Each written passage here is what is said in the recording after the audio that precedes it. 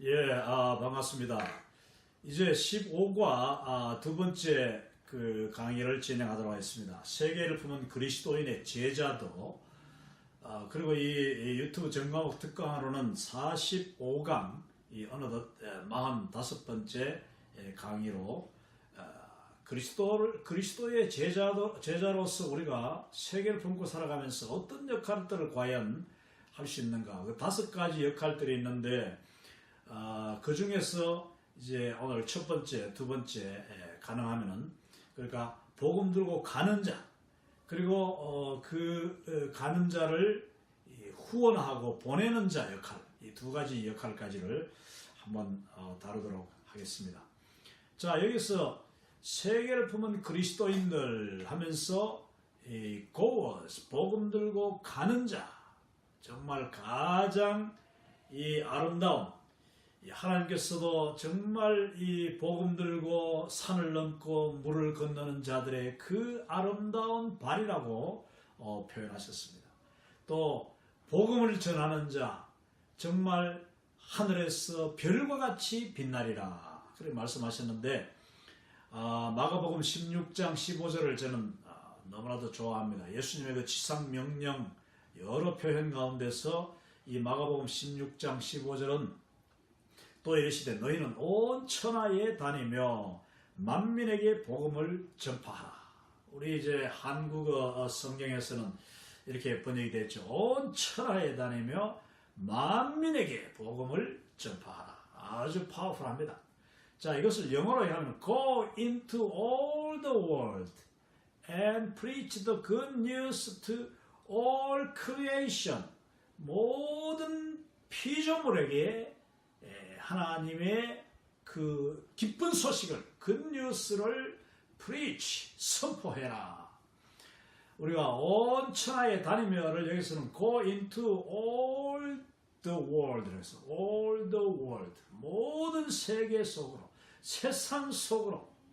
여기서 모든 세상이라는 것이 모든 지역도 되지만은 모든 사람들 속으로 들어가라.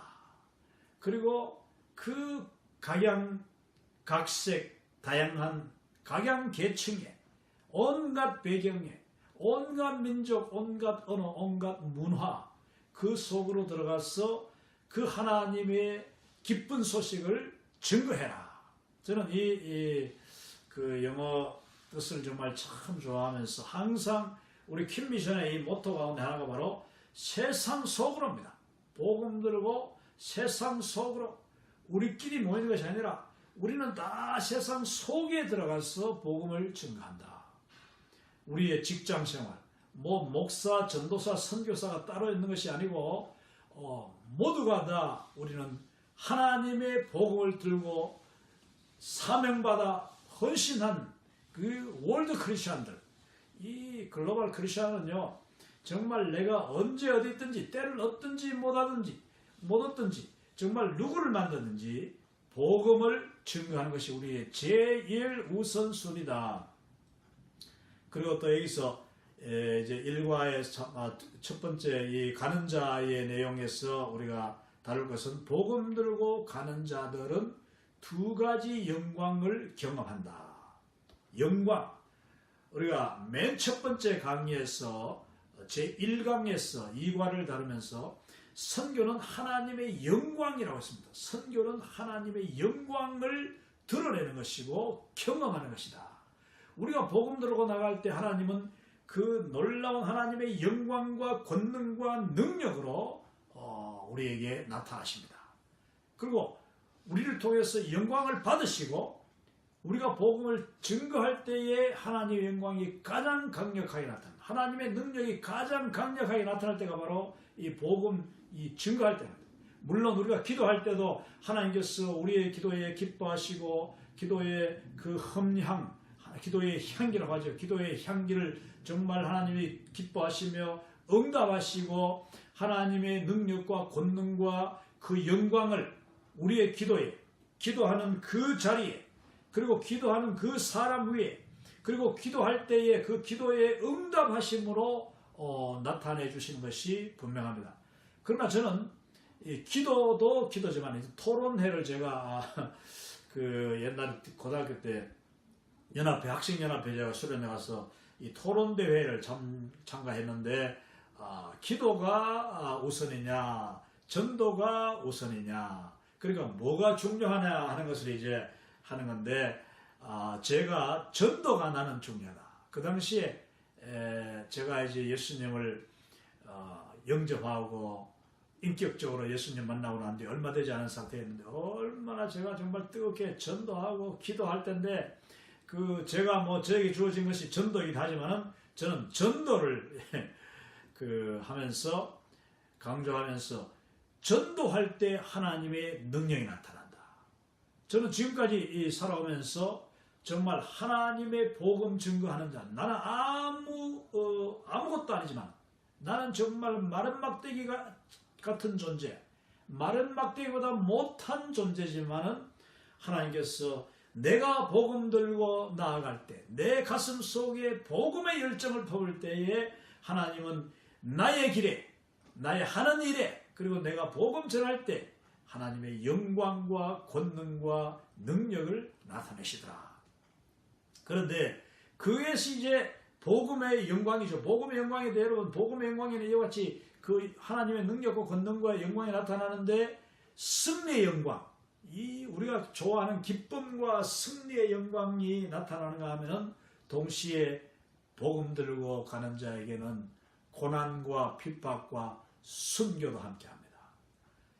근데 그 고난과 핍박과 순교 가운데도 하나님의 영광이 나타난다는 사실을 우리가 기억해야 됩니다.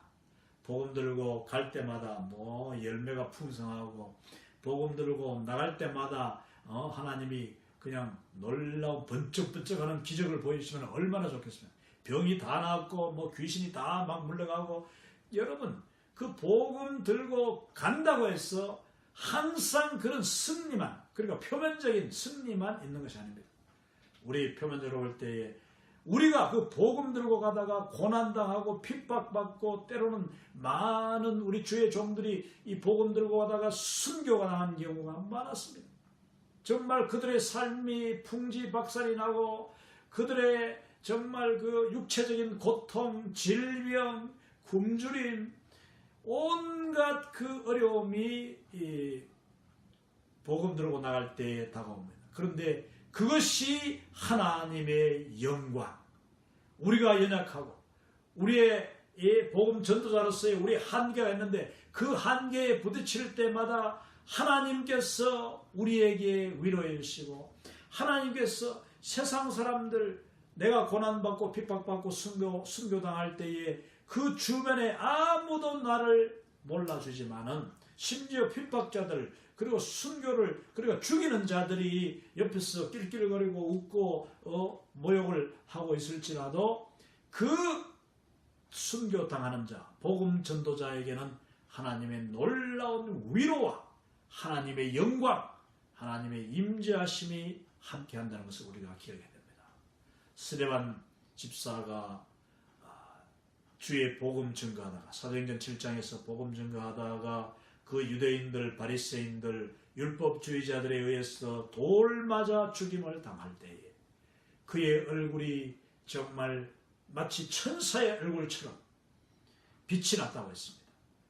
또 그에게 그 주변에 그에게 돌 던지고 그에게 욕하고 그 핍박하는 자 죽이는 자들은 전혀 보지 못하는 주 예수님이 천국에서 벌떡 일어서셔서 그 스데반을 향하여 손을 내미시고 스데반을 천국으로 영접하시는 그 장면이 성경에 스데반의 고백으로 나오는데 여러분 이것이 바로 복음 들고 가는 자 그 비록 고난과 핍박과 순교가 다가온지 할지라도 거기에 하나님의 영광이 있다는 사실을 우리가 기억해야 됩니다. 제가 여기서 고린도후서 11장 이게 이제 우리 15과 교재에도 지금 나오는 내용인데 여기에 보면은 사도 바울 사도께서 고린도후서 11장에 이 23절 이하 여기 보니까 여러 가지 그 당신의 그 자랑을 하나님 앞에 이야기하는데 사도로서 복음 전도자로서 특히 자기를 핍박하고 자기를 조롱하고 가는 곳마다 방해하는 그 율법주의자들 유대인들 그들을 향하여서 그들이 하는 말이 이 사도 바울이 이야기하는 것이 고린도후서 11장 23절 그들이라는 말은 그러니까 율법주의자들 뭐 바울을 갖다가 정죄하고 시기하고 질투하는 자들 그들이 그리스도의 일꾼이냐 정신없는 말을 하거니와 나는 더욱 그러하도다. 내가 수고를 넘치도록 하고 옥에 갇히기도 더 많이 하고 매도 수없이 맞고 여러 번 죽을 뻔하였으니 유대인들에게 40에서 하나 감한 매를 5번 맞았으며 3번 태장으로 맞고 1번 돌로 맞고 3번 파선하고 그러니까 배를 타고 많이 다니는데 그 배가 파선하였어. 여러분 배가 파선한다는 말이 뭡니까? 배가 침몰했다는 뜻이에요.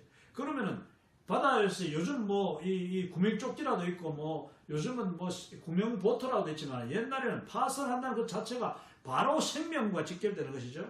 그 배를 3번이나 파선하고 또 일주야를 깊은 바다에서 지냈으며 일주야 파선하고 난 뒤에 일주일이면 여러분 뭐 뗏목을 탔든지 뗏목이라도 뭐 있었겠어요. 무슨 정말 나무 하나 붙잡고 일주일 동안 바다에서 그렇게 하기도 하고 또 여러 번 여행하면서 강의 위험, 강도의 위험, 강을 건너야 되면은요. 여러분 뭐 요즘은 강이 얼마나 쉽게 건넙니까? 이 다리가 다 있고 뭐 하지만은 옛날에는 정말 강 하나 제가 이야기했죠. 그 제1과 아브라함이 유프라테스와 티그리스 강을 건너서 하나님의 말씀에 순종하여 너는 너의 조상과 너의 아버지 집과 고향과 본토를 떠나서 내가 너에게 지시한 땅으로 가라 할 때에 그가 하나님의 말씀하여 순종하여 떠날 때 가장 큰 장애물이 바로 그 큰 강들이었습니다.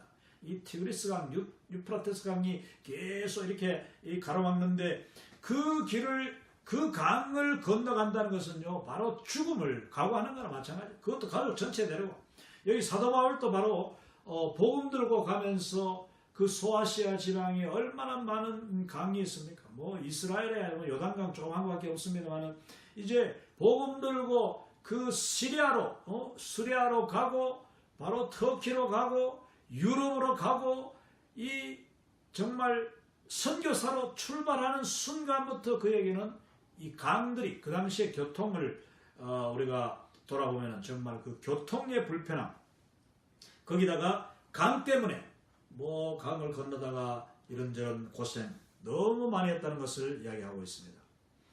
그리고 강도의 위험. 강도가 옛날에는 뭐 강도가 뭐 경찰 곳곳에 있는 것도 아니고 강도가 그냥 출몰합니다. 어디서나 그냥 산강도, 산도적이죠. 산적들이나 뭐 숲속에서 나오고 길거리에서 광야에도 도적이 있고요. 광야에도 도적이 있어요. 그래서 이런 그 강도들이 그냥 사람을 죽여버립니다. 그냥 죽여버리고 다 뺏어가는데 그때 하나님이 지켜주셨다. 또 동족의 위험. 동족은 뭐 이스라엘 사람들이 그 유대 땅에만 있는 것이 아니고 가는 곳마다 회당을 찾아가는데 그 회당에서 복음 증거하기 위하여서 뭐 동족이 보고 싶어 간 것이 아니에요. 동족들이 먼저 사도 바울이 먼저 나는 동족들에게 복음을 전하고 그리고 또 그들을 거점으로 삼아가지고 회당을 거점으로 삼아서 복음을 전하다 보니까 이 가는 곳마다 아시아나 유럽이나 어디든지 이 시나고 그러니까 회당에 들어가는데 그 동족들이 그냥 돌로 치고 쫓아내고 따라오면서 괴롭히고 회방하는 것을 봅니다. 이방인의 위험. 이방인들은 뭐 더하죠. 시내의 위험. 여러분 그 강이 아니더라도 조그만 길을 건널 때도 그 갑자기 뭐 물이 불어난다든지 그런데 이 사도 바울은 거기서 지체하고 싶지 않으니까 어떻게든지 그냥 건너려고 노력하다가 또 시내에서 위험을 당하고 광야의 위험과 바다의 위험과 거짓 형제 중에 위험을 당하고 거짓 형제, 거짓 그리스도인 척하는 사람들 이건 오늘날 또 우리가 그 선교제 가면은 거짓 형제들 이거는 뭐 그러니까 내가 예수님을 믿는 척하면서 와서 그냥 훔쳐가고 또 뺏어가고 사기치고 또 뭐 경찰들 불러오고 이런 참 거짓 형제들, 거짓 신자들은 오늘날도 있습니다. 이 사도 바울이 복음 전할 때에 그 뭐 성경에도 나오지요. 사도 바울을 속이고 또 사도 바울에게 해를 끼쳤던 그런 사람들, 그들이 단순히 속이는 게 여기 이야기하는 건 다 위험이에요. 생명을 위협당하는 일을 당했다. 27절에 보면 또 수고하고 애쓰고 여러 번 자지 못하고, 이건 불면증이 아니라 잠을 방해당했다. 그리고 줄이고, 참 우리 선교사가 줄였다, 굶주렸다는 거야. 배고픔의 고통을 너무나도 많이 경험했다. 뭐 걸어서 다 다니다 보니까 음식이 떨어지고, 대부분 음식을 들고 다니는 게 아니라 이제 길거리에서 하나님의 그 인도하심, 아니면은 전도자가 가다가 그냥 길에 뭐 광야에서나 어디서나 집이 있으면 찾아가서 그냥 한 끼 얻어먹고 환영하면 들어가고, 예수님의 법칙 그대로죠. 그리고 또 그 집에 들어가서 또 묵고, 근데 그런 집이, 환영하는 집이 없으면 언제나 그냥 돌아서는 거죠. 그게 이 사도들의 원칙이니까. 뭐 어떤 사람들은 환영 정도가 아니라 뭐 아주 그냥 돌로 치면서 막 어디서 와가지고 머리 하면서 이제 아주 낯선 사람을 또 싫어하고 내쫓는 사람들. 또 여러 번 굶고 줄이고 목마르고 굶고 춥고 헐벗었노라. 모든 고통을 다 경험했다 하는 것입니다. 이외에 이런 고사하고 아직도 날마다 내 속에 눌리는 일이 있으니 곧 모든 교회를 위하여 염려하는 것이라.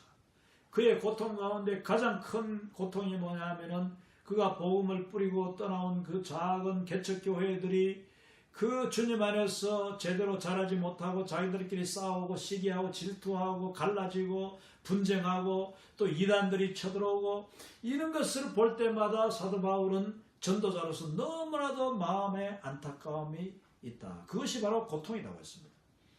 누가 약하면 내가 약하지 아니하며 누가 실족하게 되면 내가 애타지 아니하느냐. 내가 부득불을 자랑할진대 내가 약한 것을 자랑하리라.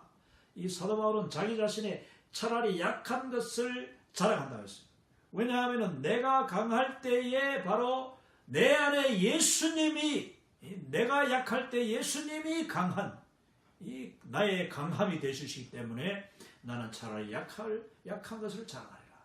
그때 굶주리고 헐벗고 정말 쫓기고 괴롭힘 당하고 강도 만나고 그냥 춥고 배고프고 또 비바람에 잠 못 이루고 또 강에서 그냥 또 바다에서 온갖 고생하고 온몸이 홀딱 젖어 있을 때에도, 그때에도 그의 내면 세계에 하나님의 영광, 하나님의 위로, 성령님의 그 음성을 들음으로 그는 자기가 약할 때도 하나님 앞에 은혜를 누렸다. 그래서 나는 약한 것을 자랑한다고 했습니다.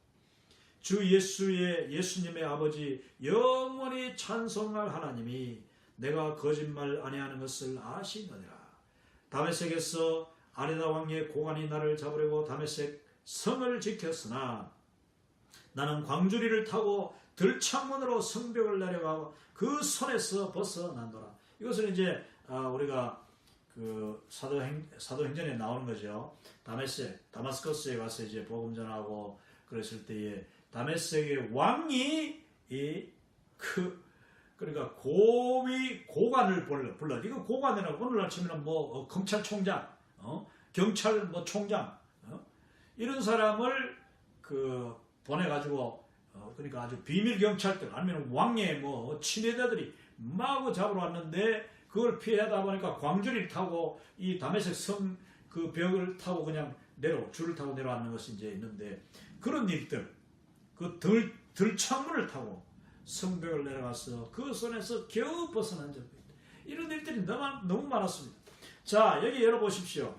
이와 같이 사도 바울이 복음 들고 갈 때에 복음의 그 승리, 복음의 진전을 이름으로 말미암아 영광을 보고 기뻐하고 즐거워할 때도 많았지만, 뭐 빌립보 사도행전 16장에서 빌립보 간수가 그 그 감옥 속에서 그 성령님의 놀라운 간섭하심과 그 지진을 통하여서 옥문이 열리고, 여러분 밤중에 말입니다. 옥문이 열리고 그냥 참 그 천사가 나타나서 구원해 줬을 때에 그 간수가 죄수들이 다 갔는가 싶어가 다 도망갔는가 싶어가지고 그냥 자결하고 하려고 할 때 내가 여기 있다 하면서 오히려 거기서 도망가지 않고 그 간수, 자결을 하려고 하는 간수와 그의 온 가족을 구원시키고 너와 내 집이 구원을 얻으리라. 주 예수님을 믿으라. 그러면 너와 내 집이 구원을 얻으리라. 결정적인 그 한마디에 온 가족이, 간수 가족, 바로 몇 시간 전까지부터 자기를 원수같이 대하던 그 간수가 이 옥수장이죠. 옥수장이가 주님 앞에서 회개하고 그 가족 전체가 세례받는 그 영광이죠. 그런가 하면은 방금 이야기한 대로 사도 바울은 얼마나 많은 고난과 고통과 핍박과 어려움을 당했는지 그 속에 또 역시 영광이 있다는 거죠. 그러니까 복음 들고 가는 자에게는 이 승리의 영광이 있는가 하면은 표면적으로는 핍박과 고난과 순교의 그 고통 가운데서, 어려움 가운데서 역시 영광이 있다. 그것은 우리가 이 땅에서 다 발견하지 못하는, 말로 표현할 수 없는 영광이지. 순교당한 분들, 우리가 이 땅에서 어떻게 그분들의 영광을 다 헤아릴 수 있겠습니까? 그러나 순교하는 자들, 그 순간에 저 천국에서 우리 주 예수님이 보좌에서 일어서셔서 그들을 영접하고 그들을 위로하고 그들의 눈에서 눈물을 씻어주시고 그들에게 멸류관을 주실 때에 그 영광, 천국에서 누리는 영광. 자, 이것을 제가 두 구절로 이제 나눴는데, 첫 번째 영광은 조금 전에 읽었던 마가복음 16장 15절에 그 바로 뒤에 나오는 구절들입니다. 너희는 온 천하에 다니며 만민에게 복음을 전파하라. 그럴 때 믿고 세례를 받는 사람은 구원을 얻을 것이요. 여러분, 우리가 복음 전할 때 그 복음을 받아들이고 예수님을 나와 손잡고 고백하고 영접하고 그리고 세례받을 때 그 기쁨이 얼마나 대단합니까? 영광이죠. 믿지 않는 사람은 정죄를 받으리라. 믿지 않는 사람은 정말 믿지 않는 대로 또 예수님이 그냥 미련을 풀지 말고 그냥 발에 먼지를 떨어버리고 다른 집으로, 다른 동네로 가라 했으니까 또 가면 되는데, 자, 여기서 보세요. 믿는 자들에게는 이런 표적이 따른다. 여기서 믿는 자들이란 말이 뭐냐면은 믿음으로 나아가는 전도자들, 그리고 그 전도자를 영접하고 전도자가 전하는 말을 믿고 복음을 믿고 하나님의 그 진리에 의지함으로써 믿는 자들, 이런 사람들, 그러니까 모든 기적이라는 것이요, 기적과 표적이 항상 이 전하는 자, 기도하는 자와 기도 받는 사람이 이 같은 믿음이 될 때 되는 거 아니겠습니까? 물론 뭐 하나님이 강권적으로 역사하는 것도 있지만은 여기 보니까 믿는 자들에게는 이런 표적이 따르리니 곧 그들이 내 이름으로 귀신을 쫓아내며 새 방언을 말하며 뱀을 집어 올리며, 뱀을 집어 올려도 괜찮다. 또 독을 마실지라도 해를 받지 아니하며. 사도 바울이 멜리데 섬에, 사도행전 27장에 보면 멜리데 섬에 갔을 때에 정말 비가 오고 난 뒤에, 풍랑이 이루고 난 뒤에 육지에서 이제 다 벌벌 떨고 있는 그 제수들과 배에서 파선당한 사람들을 이제 막 옹기종기 모여서 불을 하는데, 사도 바울은 그 가운데서도 나무를 주워가지고 불을 떼고 자기가 막 다 섬기는 거예요. 그러면서 이제 이 사람들 조금은 따뜻하게 하려고 나무를 막 이렇게 들어 올리는데 그 나무 틈 속에 독사가 한 마리 있다가 사도 바울의 손을 덥석 물었어. 그 독사가 아주 그 섬에서는 유명한 독사였다. 그래서 섬 사람들이 보고 깜짝 놀라가지고 저 사람은 지금 우리 섬에서 가장 강력한 독사에게 물린 거 보니까 저 사람이 바로 죄인 중에 죄인인가 보다. 죄가 많은 사람, 저주받을 사람, 바로 저 독사에 물렸으니 바로 죽겠다, 이렇게 하면서 저주받은 사람을 했는데 아직 사도 바울이 누군지 모르고, 그런데 사도 바울이 떡 보더니 그걸 툭툭 떨어버린 거야. 그러니까 뱀이 그냥 뚝 떨어져가지고 도망가 버렸어. 근데 안 줬거든. 그 사람들이 그냥 깜짝 놀라가지고 아니 저 사람이 도대체 누군데 우리 이 멜리데 이 몰타 섬에서 가장 이 독이 강한 독사한테 물렸는데 예? 우리가 분명히 봤는데 뱀이 덜렁덜렁 달렸는 걸 봤는데 저 사람이 살았는가. 이게 바로 그겁니다. 뱀을 집어올리며 무슨 독을 마실지라도 해를 받지 아니하며 병든 사람에게 손을 얹은즉 나으리라. 할렐루야. 우리가 독을 마실지라도 물론 우리가 독을 함부로 그냥 무모하게 마시고 일부러 알먹고 마시면 그 자살이죠. 죽지요. 그런데 복음 들고 가는 전도자가 자기도 모르게 독이 들어있는 그런 음식을 먹었다든지 아니면은 변한 음식, 상한 음식 우리가 복음 전하다 보면 그럴 수 있지 않습니까? 정말 데워가지고 뜨겁게 해서 먹을 수도 없고 급하게 아까 사도 바울도 줄이고 배고픈 것을 이야기했지 않습니까? 그럼 우리가 다 인간이기 때문에 연약한 존재라서 어쩔 수 없이 배고프다가 음식을 급하게 먹을 수도 있고 이렇게 하다 보면 그 음식이 이 온전하지 못한 음식을 먹을지라도 해를 받지 아니하리라. 주님이 지켜주신다는 말입니다. 주님이 지켜주신다는 말이에요. 이 말은 정말 저 자신도 경험한 적이 있습니다. 제가 그때 이제 그 호주의 맨 밑에 거기 이제 멜번에서 한 두세 시간 떨어져 있는 그 제주도 같은 섬이 아주 아름다운 섬이 따즈메니아라는 섬이 있는데 그 섬에서 이제 3일 동안 전도 여행을 했습니다. 무전 여행, 믿음 여행이라고 해요. 3일 동안 아무 음식도 들고자 돈도 안 가지고 그냥 완전 믿음으로 그 배에서 이제 이 섬의 가장 한쪽 끝에 있는 그 호바트라는 이제 항구의 배를 정박해 놓고 그 다음에 론세스톤이라고 섬의 저 정반대편에 있는 그게 거의 150km 떨어져 있는 데인데 왕복 300km였으니까 거기까지 이제 3일 만에 300km를 갔다 오는 거예요. 3일 만에 갔다 오는데 그 가는 노점은 다 걸어갈 수는 없는 거고 가면서 이제 차를 세워가지고 이제 이 히치하이킹 하죠. 히치하이킹. 그 나라에서는 이제 이 독일 호주 또 영국, 뉴질랜드 이런 데서는 히치하이킹을 하지 않고 리프트를 합니다. 리프트 이렇게 해요. 리프트 하면은 그 사람들이 태워주면 타고 가는데 참 3일 동안 기가 막힌 일들을 경험했는데 그 첫날 우리가 배에서 새벽에 출발해가지고 열심히 기도하며 갔는데 정말 다행히 이 차는 몇 번 타고 가서 이제 어느 시골 마을에까지 갔는데 점심을 먹지 못했어요. 점심을 아무도 안 주는 거지. 우리가 그렇다고 구걸하면 안 되고 음식을 달라고 할 수도 없고 내가 밥을 안 먹었다고 먼저 말할 수도 없어요. 누가 나에게 물어가지고 당신 혹시 식사를 했습니까? 하면은 먹지 않았습니다. 그렇게 이야기함으로써 그 사람이 나에게 사줄 수 있는 기회는 줄 수 있는데 내가 먼저 돈을 달라고 한다든지 음식 좀 주세요. 그럼 거지가 돼버려요.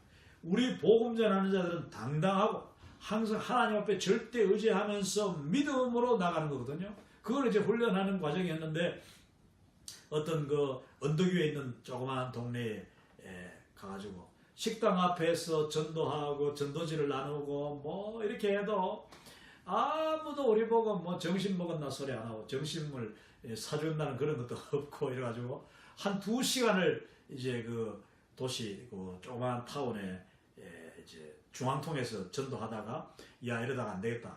우리가 다른 도시도 가기도 가야 되지만은 점심을 여기서 이렇게 도시라고 해서 밥이 나오는 게 아니라 그러니까 일단 가자 하면서 이제 다시 그 도시에서 나와가지고 다른 도시로 가려고 이제 그 손을 들고 있는데 또 손을 들으면서 그냥 있어가 안 되는 거예요. 계속 걸어가야 되는 거예요. 걸어가면서 손을 드는데 그 정말 아주 아름다운 그 도시 바로 주변에 농장이 있었습니다. 정말 멋있는 그 수십만 평이 되는 농장이 있었는데 그 소들이 말입니다.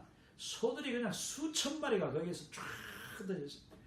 그리고 그 이제 펜스 있잖아요. 펜스가 있는데 그 농장 펜스에 따라서 뭐가 있느냐 하면은 내가 가까이 갔더니만 놀랍게도 이 정말 엄지손가락보다 더 굵은 이 블랙베리 이 블랙베리를 하죠. 시커먼 딸기. 이야, 그 딸기가 흐드러지게 그냥 쫙 수백 메다 이어가면서 딸기가 그냥 어마어마하게 피었는 거예요.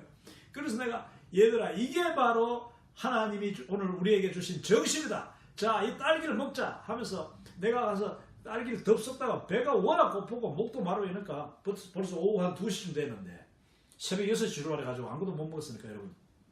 그래가지고 그 딸기를 막 허겁지겁 따먹었어요. 얼마나 맛있는지 여러분. 그 딸기는요, 한국의 딸기하고는 비교가 되잖아요. 여러분, 미국에서 보면은 블랙베리 이렇게 뭐 파는 게 있는데 그 중에서도 가장 굵은 거라고 생각해요. 저기 시애틀에 가니까 그 이제 블랙베리가 아주 뭐 길가에 막 떨어지는 것을 봤는데, 여러분 시애틀이 참 축복받은 땅이에요. 그런 면에서. 근데 이제 그 호바트에서 그 딸기 그 이제 뭐 농장도 아니고 바로 바짓가에 펜스 농장가에 있는 그 딸기 넝쿨에서 이제 실컷 따먹고 있어요. 그랬더니 과연 어떤 차가 하나 지나고, 그래서 우리가 또 들었더니 그 차가 딱 섰어요. 근데 그 차는 벤츠야, 벤츠. 메르세데스 벤츠가 쫙 서는 거야. 아이고 감사합니다 하면서 이제 우리가 그분이 이제 어디까지 가느냐, 그래서 우리가 뭐 어디까지든지 무조건 저쪽 방향으로, 북쪽 방향으로 가는데 당신이 나를 태워줄 수 있는 데까지 어디든지 보내도. 그랬더니 그야말로 한 20km 정도 우리를 태워줬는데요, 한 20분 정도 이제 시골길이니까 가는 거죠. 가는데 그분이 크리스찬이에요. 여러분, 그 3일 동안 그 무전 전도 여행을 하면서 그 차가 가장 좋은 차예요. 좋은 차는 딱 한 번 그 차. 그 외에 우리가 갈 때 7번, 올 때 뭐 3번인가 이렇게 차를 타고 왔는데, 그 7번, 3번 모든 차가 다 고물차들이에요. 고물차, 장례차, 그 다음에 또 무덤 파는 차. 그러니까 그 차 뒤가 어떻겠습니까? 다 뭐 삽이나 괭이, 뭐 흙투성이에다가 그런 이제 트럭 아니면은 차라도, 일반 차라도 아주 오래된 그런 고물차 뒤에 우리를 주로 태워주는 거죠. 그러면 이제 저하고 미국 청년, 그 당시 젊은 청년, 그 다음에 또 인도네시아에서 왔는 자매, 이 3명이 우리가 이제 한 팀이 돼 갔는데, 정말 그 좋은 차를 이제 곧 딱 탔어요. 그 시간에 타고 가는데, 타자마자 그분이 너희들 여기 뭘 하고 있네? 우리가 지금 하나님 주신 저 딸기를 우리가 먹고 있었다고. 이러니까 그 사람이 왜 정신 못 먹었나? 우리가 정신 못 먹었다니까. 이제 그분이 내릴 때 우리에게 돈을 그 $20를 줬어요. 호주 달러로 20불. 그러니까 뭐 한국 돈으로 거의 한 2만 원쯤 되죠. 근데 이제 그걸 가지고 우리가 이제 그날 늦은 점심 사 먹었습니다만, 근데 그 아주 고상하게 생긴 백인 아주머니가 내한테 물은 게 있었어. 저거 딸기를 그냥 먹었냐고. 그래가 우리 지금 딸기 열심히 먹고 있다 하니까, 아니 내가 며칠 전에 3일 전인가 내가 지나가면서 봤는데 여기 지금 스프레이를 하고 있던데. 그런 거예요. 여러분, 스프레이가 뭔지 압니까?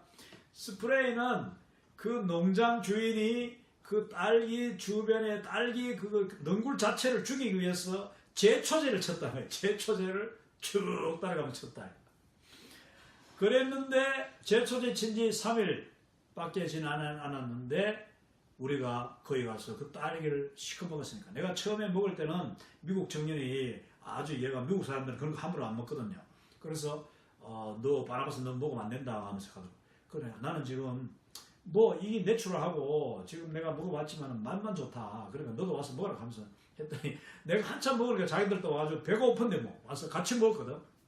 입이 다시 벌어도록 먹었는데, 알고 보니까 그게 바로 제초제를 친 스프레이를 한 딸기였지만 하나님이 지켜주심에 그날 배가 전혀 아프지 않고 오히려 허기를 우리가 달랠 수 있었다. 저는 사도 바울이 방금 우리가 고린도서 11장 읽었습니다만, 굶주리고 또 배고프고 시장할 때에 뭐 예수님도 그 길을 지나가다가 시장하실 때에 무화과 나무 밑에도 가보시고, 또 그 예수님의 제자들은 밀밭을 지나면서 그 아직 덜 익은 밀을 갖다가 손으로 비벼가지고, 우리 시골에 어릴 때 그렇게 했습니다만 그 밀 껍데기 덜 까고 그냥 먹는 거예요. 씹다가 이제 껍데기만 또 뱉어내면 되니까. 그렇게 하신 예수님, 사도 바울이나 온갖 사도들이 복음 들고 초대교회에 그 순례자들, 복음 들고 지나가는 순례자들은 다 그렇게 딸기로 배를 채우고 또 야생 그냥 과일들 이런 걸로 먹지 않았겠느냐. 덜 익은 것도 먹고. 여러분 여기 보니까 무슨 독을 마실지라도 복음 전도자는 해를 받지 아니하고 병든 사람에게 손을 얹은즉 나으리라. 할렐루야. 병든 사람에게 우리가 주의 이름으로 복음 위하여서 손을 얹을 때에 병이 낫는 역사. 저도 여러 번 경험했습니다. 제가 한국 교회에서 10년 동안 목회할 때는 사실 뭐 내가 신유의 능력이 있는 것도 아니고 나는 정말 그 위장병이 기적적으로 낫는 것을 경험을 했지만은 저는 병을 고치는 그런 은사가 저에게 있다고도 저는 믿지도 않았고 행하지도 않았어요. 오히려 저는 수많은 말기 환자들을 제가 거의 한 60명, 70명 말기 환자들을 두 교회를 섬기는 동안에 그분들에게 내가 집중해서 호스피스 역할을 하면서 그분들이 천국 가는 그 순간까지 그리고 그 뒤에도 가족들을 돌보고 그 자녀들을 돌보는 일들을 제가 10년 동안 집중해서 했는데 그러니까 결국 나를 만난 환자들은 뭐 의사에 의해서 병원에 의해서 자연스럽게 치료되었거나 아니면은 말기 환자들은 나를 만난 사람 중에 아무도 살아난 사람이 없었어요. 다 돌아가셨어요. 그러나 그들의 죽음은 다 임종의 순간 예수님을 고백하면서 목사님 고맙습니다. 천국에서 만납시다. 내가 천국 가서 목사님 위해서 기도할게요. 이렇게 하면서 천국을 다 보내드는 일만 내가 했는데 물론 그 중에서 많은 분들이 나를 처음 만날 때는 전혀 예수님을 믿지 않던 사람들이 예수님을 영접하게 되고 처음에는 나보고 왜 옵니까? 오지 마세요. 그러면서 그냥 물리치고 암 환자들이 사실 그 얼굴 낯선 사람 참 와 있는 것도 굉장히 불편한 일이거든요. 여러분 그 병문안 갈 때에 오래 앉아 있으면 안 됩니다. 제가 이 병원 사에 가지만은 저는 병원에 무작정 오래 있지 않아요. 다 그래 10분 15분 안에 제가 대부분 다 결판내요. 그러니까 가장 빠른 거는 뭐 그냥 5분 안에 벌써 가서 잠깐 이야기해 보면은 이 사람이 나를 지금 환영하는지 나를 맞을 준비가 됐는지 그야말로 하나님이 예배하신 하나님의 평강을 원하고 하나님의 평강을 환영하고 영접하는 자인지 아니면은 내가 빨리 돌아서서 다른 방으로 가야 되는 그런 사람인지를 빨리 분별해야 돼요. 이게 중요해요. 영적인 이 치료해야지. 영적으로 이걸 이제 분류를 하는 거죠. 근데 또 어떤 사람은 10분쯤 지나보면은 대화해 보면은 이제 이 사람이 정말 생고구마인지 아니면은 한번 찔러도 되는지 이 복음을 나눠도 되는지 이 다 나오죠. 그러다가 정말 하나님께서 예배한 사람 그리고 그 마음밭이 준비해 있는 사람 같으면 내가 그와 대화를 30분, 1시간도 할 수 있는 거죠. 그러나 대부분 그 환자의 상태를 보면서 그 사람에게 무리가 되지 않도록 나는 그 자리에 앉고 일어섬을 결정합니다. 이거 정말 중요해요. 특히 이 한국에서 많은 분들이 이제 병원 신방도 가고 환자들 신방도 가는데 환자 신방은 결코 오래 하면 안 됩니다. 특히 우리 다 예수 믿고 하는 사람들은 그 환자가 아주 진지한 그 복음의 나눔과 또 영접이 필요하거나 간증을 하려고 할 때는 시간을 더 줄 수 있어요. 환자가 원할 때는 그것도 물론 절제를 해야 되지만 그렇지 않은 경우는 우리는 15분 안에 30분 안에 모든 환자와의 신방을 끝내야 돼요. 그러니까 환자 신방할 때 예배도 길게 하면 안 되고 설교도 길게 하면 안 되는 거죠. 자, 우리가 병든 사람에게 손을 얹은 적 나으리라. 나는 비록 이 한국 교회 목회 동안에는 이런 일이 없었으나 선교지에 갔을 때는 이런 일이 일어나더라는 것입니다. 할렐루야. 이게 뭡니까? 복음과 함께 할 때 복음 들고 가는 자, 특별히 하나님의 그 선교, 미시오데이, 하나님의 하시는 선교 사역에는요, 이 치유의 역사, 힐링 사역이 반드시 따라갑니다. 이것을 우리가 믿어야 돼요. 왜? 복음이 지금 증거되어야 되고 복음의 돌파, 브레이크가 일어나야 되기 때문에 하나님은 우리에게 능력을 주시고 권능을 주시고 영광을 보여주신다. 영광, 이게 바로 영광이에요. 승리의 영광. 하나님의 그 임재하시는 놀라운 그것이 드러나는 영광이에요. 그런데 두 번째 다시 이야기합니다. 이 두 번째 영광은 고난과 핍박과 순교의 또 다른 영광입니다. 우리가 요한계시록 12장 11절 12절 우리 잘 아는 구절인데 내가 또 들으니 하늘에 큰 음성이 있어 이르되 또 우리 형제들이 어린 양의 피와 자기들이 증거하는 말씀으로써 그를 이겼으니 그가 누굽니까? 바로 참소자, 핍박자, 마귀예요. 그냥 모든 핍박과 그 성도들의 순교 배후에 있는 그 악한 자, 그 죽이는 자, 거짓말하는 자, 사람을 선동하는 자, 그 악한 마귀를 우리의 형제들, 여기서 형제들이라는 것은 그 초대교회에 복음 증거하는 그 믿음의 사람들이에요. 그들이 이 악한 마귀를 이겼으니 어떻게 이겼느냐? 이들은 그들을 제압해가지고 이긴 것이 아니라 그들은 죽기까지 죽을지라도 자기들의 생명을 아끼지 아니하였다.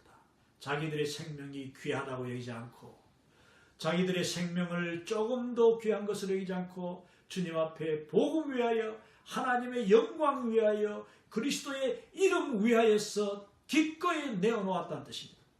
이게 바로 순교예요. 초대교회의 순교 이야기를 하고 있는 것입니다. 그 순교에는 반드시 악한 마귀가 배후에 있고 그 마귀들이 복음의 진전을 방해하기 위하여서 믿는 자, 복음 전하는 자, 하나님의 그 성도들을 그냥 핍박하고 고난 주고 죽이는 것입니다. 괴롭히고 죽이는 것입니다. 그런데 이 성도의 고난과 핍박과 순교가 하나님 모르는 사이에 일어날 수 있습니까? No. 하나님이 순교는 왜 일어나느냐? 하나님의 위대한 계획과 하나님의 엄청난 치밀한 그 계산 속에 이 하나님의 작정, 뜻, 그 속에서 일어나는 것입니다. 순교는 숫자가 있는 거예요. 하나님이 허용하시는 순교의 숫자가 있다는 것을 우리가 믿어야 됩니다. 그렇기 때문에 내가 순교를 당한다는 것은 내가 순교 당하고 싶다고 당하는 것이 아니에요. 하나님이 허락하셔야지 내가 순교를 당할 수밖에 없는 그 환경, 그 상황, 그 악한 자들의 속으로 들어가게 되는 것입니다. 이것은요, 하나님의 묵인하에, 하나님이 묵인이라고 해서 완전히 고개를 돌리는 게 아니라 우리가 성도가 핍박당하고 고난당하고 특히 이 복음으로 말미암아 순교당하는 그 순간, 바로 그 자리에 주 예수님이 임재하신다는 것을 우리가 기억해야 됩니다. 예수님이 고난을 모르시는 분입니까? 예수님이 핍박을 모르는 분입니까? 예수님이 순교를 모르는 분인가요? 예수님이야말로 정말 우리 복음 기독교의 최초의 순교자가 예수님이잖아. 예수님이 바로 십자가 못 박혀 죽으신 것이 순교예요. 그런데 우리는 그것을 순교를 하지 않습니다. 왜냐? 우리가 예수님 위해서 죽는 것은 순교지만은 예수님이 우리 위하여 죽는 것은 그것은 순교가 아니라 우리를 대속하시기 위한 구원하시기 위한 죽음이에요. 대속의 십자가죠. 그러나 예수님이 그 십자가를 못 박혀 죽으신 것은 모든 뒤따라가는 순교자들의 핍박받는 자들의 하나의 본이요 모델이시다. 또한 예수님은 당신이 직접 그 십자가를 못 박혀 죽으셨기 때문에 십자가 못 박혀 죽기까지 온갖 고난, 온갖 정말 모든 잔인함을 다 경험하셨기 때문에 순교당하는 자, 핍박당하는 자, 고난받는 자들을 너무나도 잘 아시고 너무나도 안타까워하시고 아파하시고 그 자리에 예수님이 함께 계셔주는 겁니다. 그래서 우리가 순교를 당할 때에 무지막지한 자에게 정말 순식간에 죽임을 당할 수도 있지만 또 어떤 자들은 잔인하고 치밀하고 정말 너무나도 온갖 고생을 다 시키고 난 뒤에 고통을 주고 난 뒤에 죽이는 자들도 있지요. 그 고통 가운데 우리가 이길 수 있는 것은 바로 예수님이 그 순간 우리에게 함께 하시기 때문에 이길 수가 있는 것입니다. 저는 개인적으로 순교당할 자격, 자신이 없어, 한마디로 자신이 없습니다. 이게 어쩌면 우리의 모습이죠. 우리는 연약한 존재. 나도, 너희들도 인간이냐, 나도 인간이야. 사도 바울도 그래. 나도 인간이다, 나도 사람이고, 나도 연약하다는 것을 고백하고 있죠. 우리가 연약하다는 고백해야 됩니다. 그러나 하나님이 그 순간에 함께 하시고, 순교는요, 하나님이 허락하시고 하나님이 도와주셔야지 할 수 있는 것입니다. 이와 같이 우리가 순교당할 때에 하나님이 우리를 통하여 영광 받으시고, 하나님의 영광이 순교하는 자리에 임하시고, 또 그 영광이 또 때로는요 여러 모양 나타나는데, 순교 받는 그 사람의 눈에 예수님이 보이는 영광, 또 순교당하는 그 사람의 얼굴을 통하여서 주변에 있던 사람들이 또는 같이 하나님의 영광에 그냥 깜짝 놀라가지고, 심지어는 예수님을 죽이는 자, 예수님을 죽이는 그 로마 병정 백부장이 그 대장이죠. 그 핍박자, 죽이는 자의 사형 집행 그 중대의 백부장이 오히려 예수님을 고백합니다. 왜냐? 거기에 하나님의 영광이 임했으니까. 십자가에 하나님의 영광이 임했기 때문에 그 자리에 있던 백부장이 이 사람은 진실로 하나님의 아들이었다, 이 사람은 진실로 의인이었다고 고백하게 되는 것을 봅니다. 저는 나중에 분명히 예수님을 믿었을 것입니다. 그가 거기서 임무를 마치고 이탈리아 로마로 돌아갔을 때에, 그리고 그 뒤에 복음이 이 로마로 따라가지 않습니까? 저는 그 사람이 반드시 로마 교회에 초석이 됐을지라고 저는 분명히 믿습니다. 예수님의 그 십자가 현장에 있었던 그 사람, 그들 중에는 하나님의 영광을 본 사람들이 너무나도 많이 있었다. 할렐루야. 자, 여기 보니까 우리의 형제들, 초대교회의 그 핍박 고난 그리고 순교당하는 자들은 죽으면서까지 자기의 생명을 귀한 것으로 여기지 않고 주님 앞에 내어놓을 때에, 그때에 이는 마귀가 자기의 때가 얼마 남지 않은 줄을 알므로 크게 분내어 너희에게 내려갔으며. 어떤 사람은 그 순교당하는 그 자리에 하나님의 영광을 보고 주님 앞에 회개하는 자가 있는가 하면은, 악한 자들은 더욱 악하여집니다. 그래서 그냥 더 잔인해지고, 우리 순교당하는 주의 종을 그냥 막 짓밟고 그냥 잔인하게 그냥 이제 뒤에 나옵니다만은 온갖 방법으로 이제 사람을 죽이는데요, 하나님의 종들을 죽이는데 그들의 그 잔인함이 얼마나 무서운지 모릅니다. 그거는 왜 그렇습니까? 악한 자 마귀가 그 배후에서 그를 조종하고 그를 악한 도구로 쓰기 때문에 그런 것입니다. 여러분, 사람은 그렇게 잔인해지기 어려워요. 살인사건 여러분 있죠? 그 살인사건들 대부분 다 물론 실수, 고의가 아닌 그런 살인이 있을 수 있지만은, 이 고의적인 살인은 대부분 다 악한 사탄이 배후에 있는 거예요. 사람이 그렇게 사람을 함부로 생명을 파괴할 수 없는 것입니다. 악한 마귀 사탄이 지금 저 무슬림, 근본주의 이 테러리스트들, 그들을 통하여서 악한 역사를 계속일으키고, 지금도 이 기독교 복음으로 말미암아 예수님을 믿는다는 그 이유 하나 때문에 순교당하고 있는 얼마나 많은 형제들이 있습니까? 물론 그 형제들 가운데는 기쁨으로 그 순교를 받아들이는 사람들도 있는가 하면은 아직 믿음이 약하고, 또 정말 아무것도 감당할 수 없고 어떤 대책도 세우지 못하고 그 자리에서 도망가고 싶으나 도망가지 못하고 죽임당하는 그리스도인들이 얼마나 많습니까? 그들의 그 피, 그들의 그 생명, 우리 하나님이 다 헤아리고 계신가요? 순교의 피가 채워지면은요, 하나님이 역사하시는 것입니다.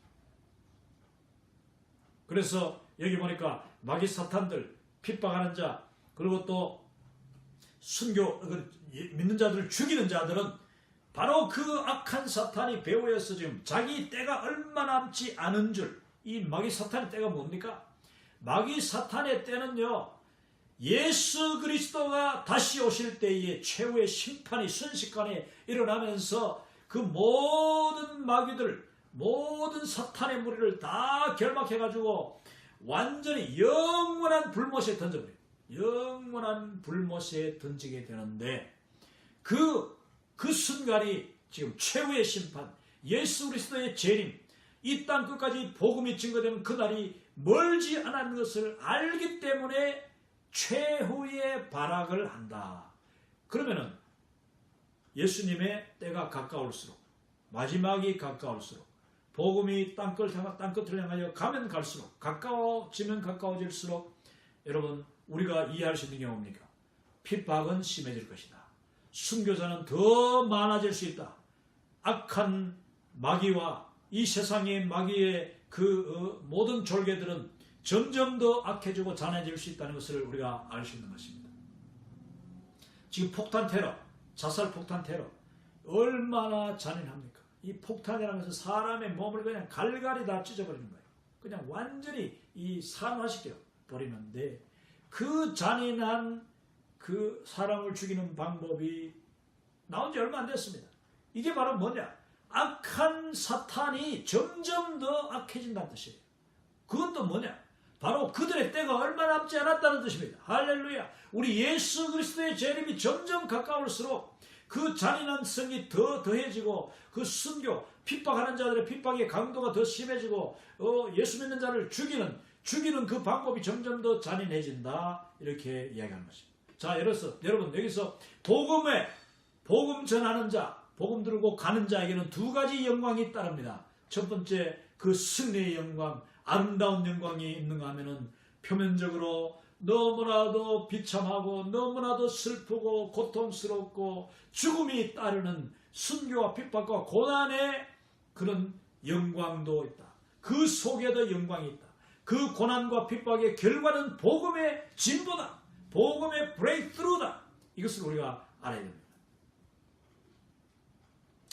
자, 우리가 핍박당할 때 예수님은 바로 그 자리에 계시고 그 핍박이 그리고 우리의 흘린 피가 결코 헛되이 땅에 떨어지지 아니하고 그 순교의 열매는 반드시 하나님 나라의 아름다운 열매로 그리고 이 땅에 놀라운 부흥으로 나타난다는 사실을 우리가 믿어야 합니다. 그게 바로 역사들이 증거해주고 있습니다. 지금까지 있었던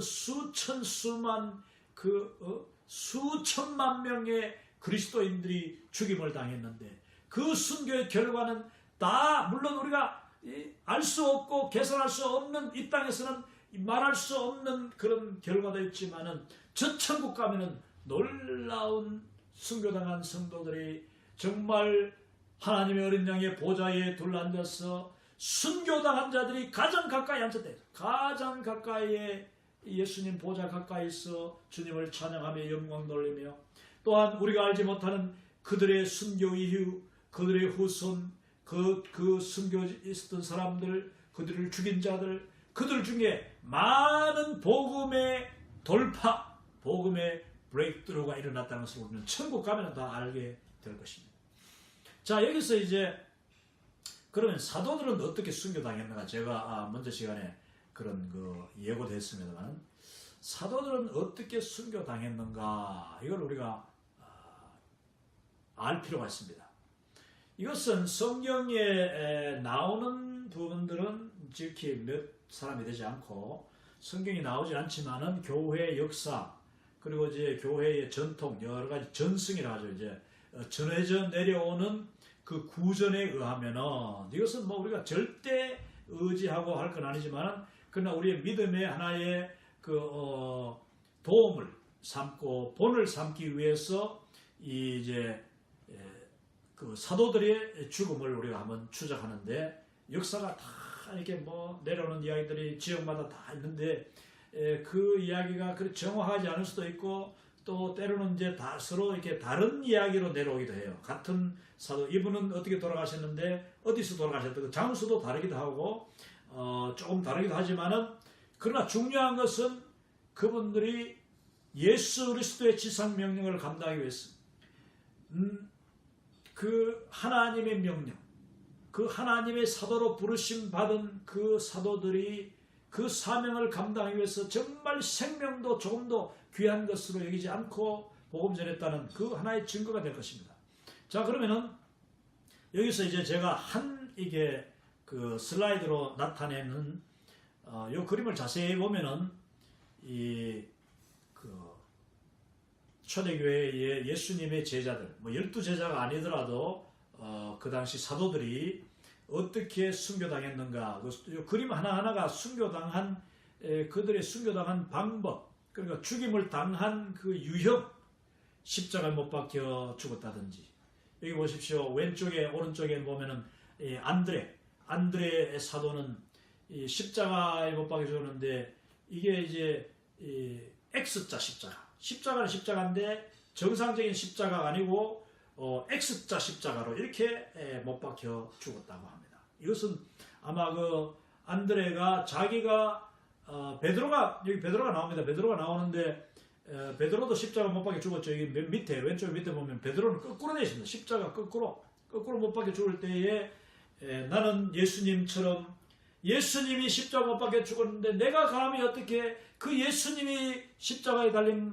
그 방법으로 죽을 것이, 나는 그렇게 죽을 자격도 없는 죄인이니 나를 십자가에 거꾸로 못 박아 주시오. 그랬더니 그 핍박하고 죽이는 자들이 그거 좋은 방법이네 하면서 그냥 하나의 구경거리라고 그냥 거꾸로 베드로를 못 박아 주겠다고 합니다. 그런가 하면 안드레는 여러분 이 X자 십자가에 죽었어요. 자기 자신도 안드레도 그렇게 이야기했다. 나도 예수님처럼 나는 죽을 자격이 없으니 이 다른 방법으로 죽이시오 했더니 이 십자가를 거꾸로 다니고 이거는 X같이 해가지고 거기다가 달아 주겠는데, 실제로 이 X 십자가는 이제 뭐 우리 개신교에서는 별로 그렇게 중요시하지 않습니다만 천주교나 이런 그 전통을 주장하는 그런 교회들은 이 성 안드레 십자가라고 해서 이런 십자가를 또 따로 만들어 가지고 그거를 이제 목에 걸고 다니면은 자기도 안드레 같은 그런 믿음을 가질 수 있다. 뭐 이 안드레가 나를 지켜주신다. 뭐 이런, 우리가 사도들의 이름 앞에 그 누구 이름 앞에 성자 붙이는 그거는 우리가 사실 맞는 게 아닙니다. 뭐 성 어거스틴, 뭐 성 바울, 뭐 성 베드로, 그거는요 다 잘못된 거예요. 사람을 우상화하는 거에 가까운 것입니다. 이 성자를 붙이는 교회들, 이게 가톨릭 교회 주로, 또 뭐 앵글리칸 교회도 그렇게 하기도 하는데, 또 뭐 심지어 감리교 같은 데도 성자를 붙이고, 이 침례교회도 보면 성자를 붙여요. 제가 지금 일하고 있는 우리 샌안토니오에 있는 5개 종합병원, 이 베프티스트 하스피럴, 이 침례교 병원 가운데 하나가 이 세인트 루크, 그러니까 성 루가 병원. 우리 한국에도 성 루가 병원 그러고 있네요. 아무튼 성 루가, 성 베드로, 뭐 성 바울 하는 그것은 우리 개신교의 전통이 아닙니다. 우리 개신교의 믿음은 예수님 외에 그 누구도 거룩한 자가 없고 성자가 없어요. 누구도 성자가 될 수 없는 것입니다. 우리는 다 하나님 앞에 그냥 무익한 종이다. 동일한 종이고 부족하고 연약한 종일 뿐이지 뭐 그 사람이 훌륭하다고 그 사람이 성자로 추앙하고, 그리고 또 이 가톨릭 사람들은 성자를 추앙한다는 말이 뭐냐면은 그 모든 성자의 이름 따라서 이제 채플릿이라고 하는 요 하나의 그 부적 같은 요만한 요 카드를 한 개씩 만듭니다. 그걸 보면 이제 앞에는 그 성자, 뭐 성 요셉 같으면 성 요셉을 그림을 딱 그려놓고, 뭐 성 요한 바오로 뭐 그림 그려놓고, 그 사진을 넣고 뒤에는 또 뭐 그 사람이 좋아하던 기도문을 적어놓는다든지 이렇게 해가지고 그걸 이제 계속 보고 읽고 하면서 성 뭐 요한 바오로님 뭐 저를 도와주세요 이렇게 합니다. 이 사람들은 그 성자를 의지하고 기도를 그 성자한테 해요. 그러면 성자가 다시 예수님에게 기도해 준다고 믿는 거죠. 이 성모 마리아, 여러분 성모라는 말을 우리가 쓰지 않습니다. 마리아는 그냥 어머니, 예수님의 어머니 마리아지 성모가 아니에요. 그거는 캐톨릭에서 이야기하는 그 미신이고 비성경적인 사람을 우상화하는 방법이라는 것을 기억하시기 바랍니다. 자, 여기서 근데 이제 이 안드레 사도 같은 경우는 십자가 이런 모습으로 죽었는데 이 십자가의 모습, 이 십자가를 가지고 성 안드레 십자가라고도 한다. 제가 그런 이야기를 지금 하고 있는 겁니다. 그래서 그게 중요하진 않는 거죠. 그리고 여기도 오른쪽에도 보면 이제 유다, 주드라는 사람. 이 유다는 가룟 유다 말고 유다가 있어요. 유다가 이제 제자 중에 유다가 있었는데 이분도 역시 십자가 못 박혀 죽고. 자, 이걸 이제 쭉 한 그림으로 해놨는데 그 맨 밑에 성경 구절이 있습니다. Revelation 요한계시록 12장 11절 우리가 조금 전에 읽은 거죠. 바로 그 형제들이 그 순교의 순간에 자기의 생명을 귀하다 여기지 않고 기꺼이 그 순교를 받아들이면서 하나님의 영광 주의 복음 위하여서 자기를 드렸다 하는 그 내용들을 지금 여기 구절을 지금 인용해 놓은 거죠. 그리고 제가 여기 보니까 또 추천하는 것은 오른쪽 밑에 so4j.com이라고 있습니다. so4j.com 이 웹사이트를 찾아보시면은 아니면은 뭐 이 유튜브에 들어가셔서 How did the apostles die? 이 아포스톨들이 어떻게 돌아가셨는가?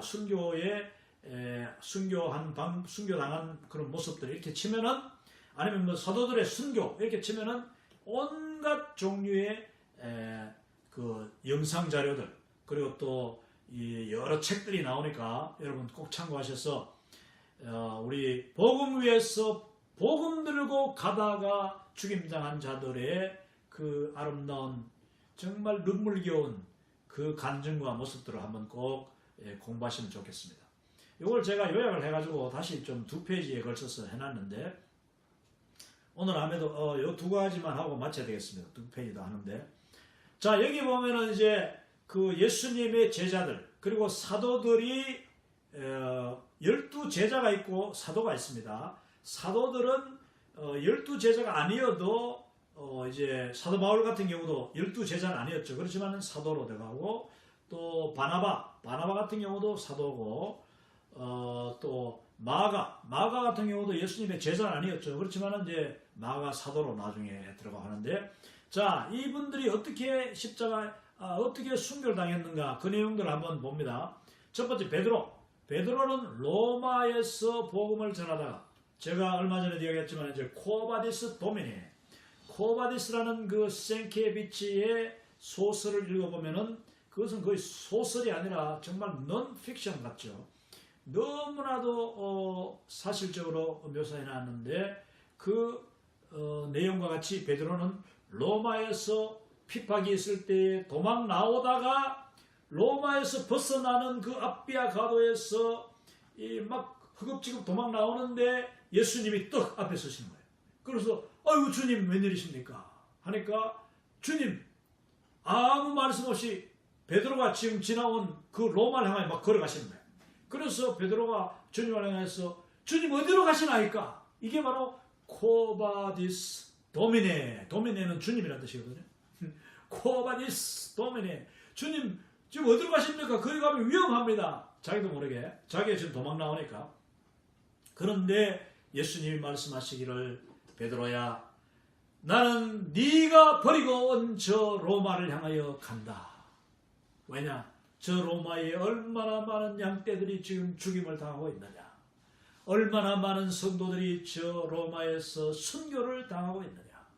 그런데 너는 거기서 도망하여 나오는구나. 그러면은 내가 다시 로마에 들어가서 그 어린 양떼들을 나는 돌보겠다.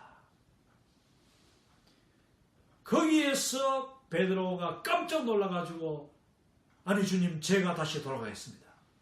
그는 그 길로 바로 길을 돌려서 로마로 들어갔어요. 거기서 이제 결국 성도들을 돌보다가 끝내 로마에서 죽임을 당하는데 그 베드로, 예수님을 만난 베드로, 예수님을 다시 만난 베드로, 그것도 로마를 피해서 순교를 피하여 도망가다가 예수님을 다시 만나 그 이 순교 자리로 돌아간 베드로니까 얼마나 그분이 충만했겠습니까? 그래서 로마에서 그는 십자가에 거꾸로 매달려 AD 65년경에 순교를 당합니다. 사도 요한은 여러분 사도 요한은 그러니까 살아있는 순교자 아니면은 죽지 않은 순교자 이런 뜻이죠.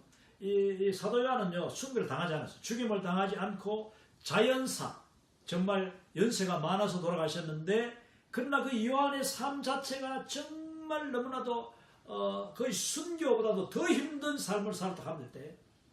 순교보다 더 힘든 삶을 살았어요.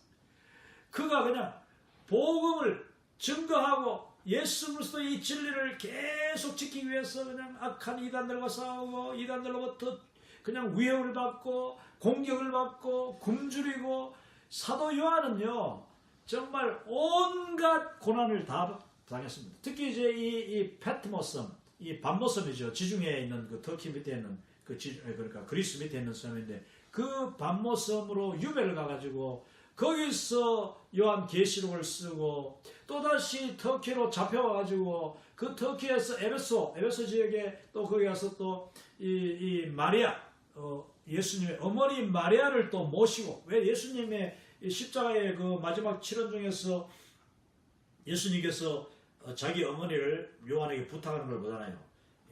보라 너의 어머니라. 자기 어머니 마리아를 예수님이 요한에게 부탁합니다. 그리고 어머니에게 보십시오.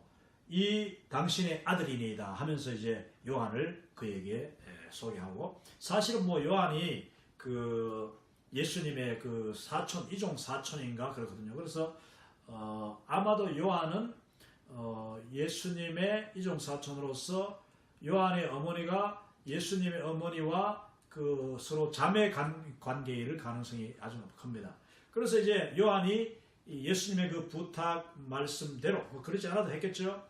이제 이 에베소에서 그 예수님의 어머니 마리아를 모시고 살았다 하는 그런 이제 역사적인 이야기가 있습니다. 아무튼 이 요한은 끝까지 순교를 당하지 않았으나 온갖 복음과 함께 고난을 당하고 또 그 예수님의 어머니도 모시고 또 교회 초대교회에 정말 끝까지 그 복음의 대를 진리의 대를 이어주는 그래서 요한복음, 요한 1, 2, 3서, 요한 계시록 이 중요한 성경들을 요한이 다 쓴 것입니다. 할렐루야. 빌립 사도는요. 빌립 집사가 있고 빌립 사도가 있습니다. 빌립 사도는 이 터키, 이 프리기아라는 터키에서 기둥에 거꾸로 매달려 순교를 당했다 합니다. 그 기둥에 거꾸로 매달려 죽기까지 얼마나 많은 매질을 당하고 고통을 당하고 고문을 당하고 난 뒤에 결국은 그 기둥에 거꾸로 매달려서 죽임을 당했다.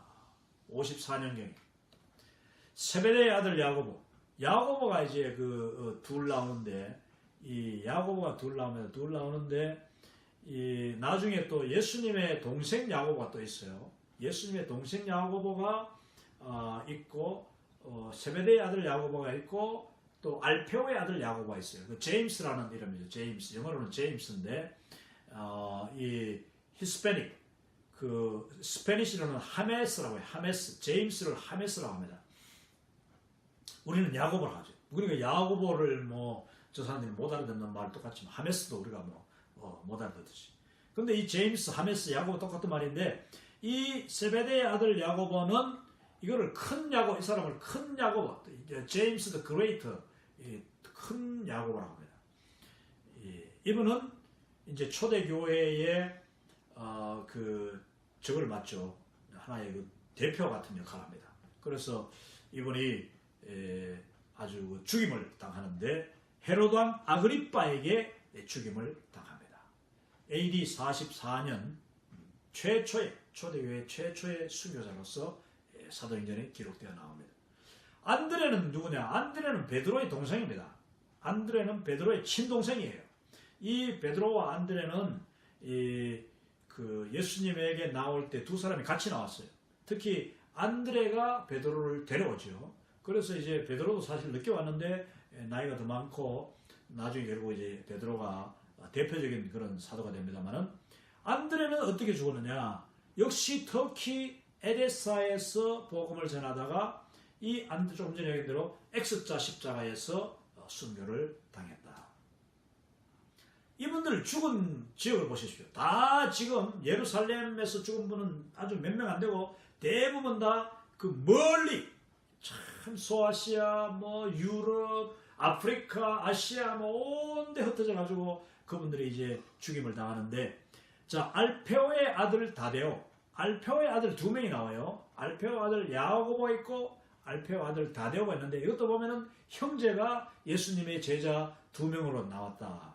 근데 이 두 사람 다 성경에서 많은 분량을 차지하지 않기 때문에 우리가 정확하게 이제 뭐 이렇게 추적하기 어려운데, 그러나 그 전설의 전승에 의하면은, 내려오는 이야기에 의하면은 이 다데오라는 이 제자는 다른 말에는 유다라고도 나와요. 이분도 아수르 지역, 페르시아에서, 그러니까 아수르 지역을 거쳐가, 아수르 지역이 바로 안디옥 교회에 있던 데니까 거기를 지나가지고 페르시아까지, 오늘날 이라크를 지나가지고 이란까지 복음 들고 갔다가 거기에서 페르시아에서 미늘창으로 순교. 미늘창이 뭐냐면은, 여러분 그 중세의 그 막 전쟁 그림을 보면은 앞으로 뾰족한 창이 있고 또 같은 자루에 도끼가 또 하나 달린 게 보죠. 다 큰 도끼가 달려. 그리고 뾰족한 창이 있고 도끼 같이 달렸어요. 그리고 찌르고 그냥 내리치는 그런 창을 미늘창이라고 하는데, 그 미늘창으로 그냥 찌르고 결국 이 도끼로 목이 베어서 죽임을 당했다. 65년대 다데오가 이란에서. 이란이 이와 같이 여러분 순교의 자리, 순교의 피를 흘린 것이기 때문에 지금도 이란이 이슬람 국가 중에서도 가장 그 강력한 견고한 진이지만, 거기서 수많은 그리스도인들이 계속 나오고 있는 거예요. 이란에서 지금 수많은 그리스도인들이 계속 죽임을 당하고 있어요. 순교를 당하고 있다. 그러면은 하나님이 이 이란이라는 나라를 저는 사랑한다고 봅니다. 그리고 또 이 이라크도 하나님께서 사랑합니다. 이라크는 또 옛날에 그 니느웨 성이 있던 것이잖아요.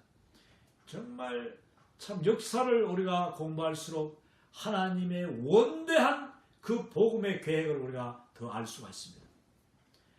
자, 바나바, 저의 이름이 바나바인데 이 바나바스는 어떻게 죽었는가? 바나바는 우리가 성경에서 이제 마지막 장면이 그 자기의 생질, 자기의 조카, 자기 누나의 아들이죠. 바로 마가 요한을 데리고 사도 바울이 2차 전도여행 출발할 때 나는 저 청년 말이야, 마가가 처음에 가다가 도망갔는 거, 배신하고 갔는 거를 싫어해가지고, 사도 바울 아주 그 옳고 그름이 분명한 굉장히 날카로운 성격이죠.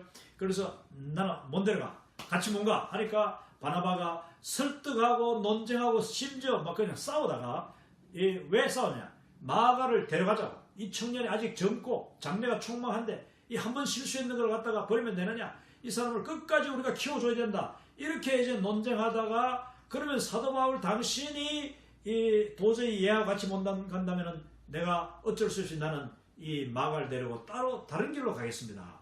해가지고 이제 자기 고향 구브로 쪽으로 갑니다. 이 구브로가 이제 사이프러스죠. 사이프러스 이 지중해에 있는 섬이죠. 고구마같이 생긴 섬인데, 그 구브로로 가가지고 다시 터키로 건너가서 전도하다가 뭐 여러 세월이 지났죠. 왜냐?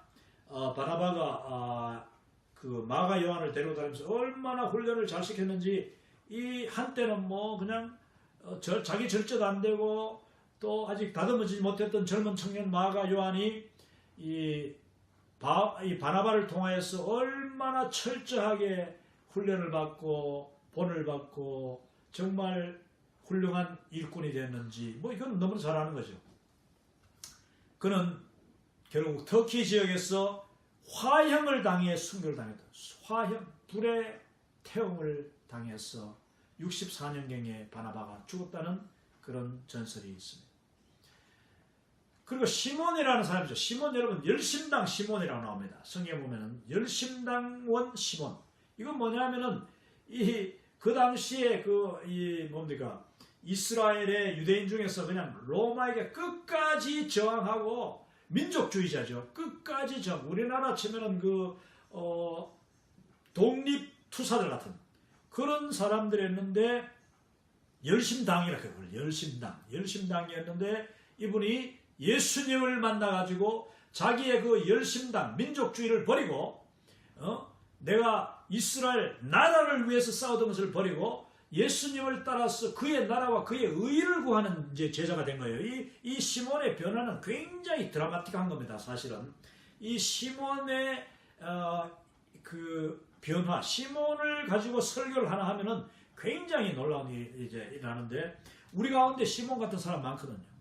오늘 또 우리 가운데 정말 민족 위하여서 뭐 요즘 갑자기 우리 한국이 대한민국의 민족주의 바람이 불어가지고 뭐 일본을 갖다가 막 원수시하고 지금이 어느 시대인데 민족주의를 갖다가 하는지 모르겠어요. 정말 안타까운 이야기인데 주변에 있는 이웃들하고 잘 살아야 되는데 그래서 특히 또 민주주의 국가들은 서로 힘을 합쳐야 지금 될똥말똥한데 한국에 난데없는 민족주의 바람이 일고 있습니다만 이 시몬이 민족주의자였죠. 그러나 예수님을 만나면서 그는 정말 복음주의자가 되고 그래서 예수님이 돌아가시고 한데 사실 시몬이 성경 이 사복음서에서 별로 한 일이 없어요.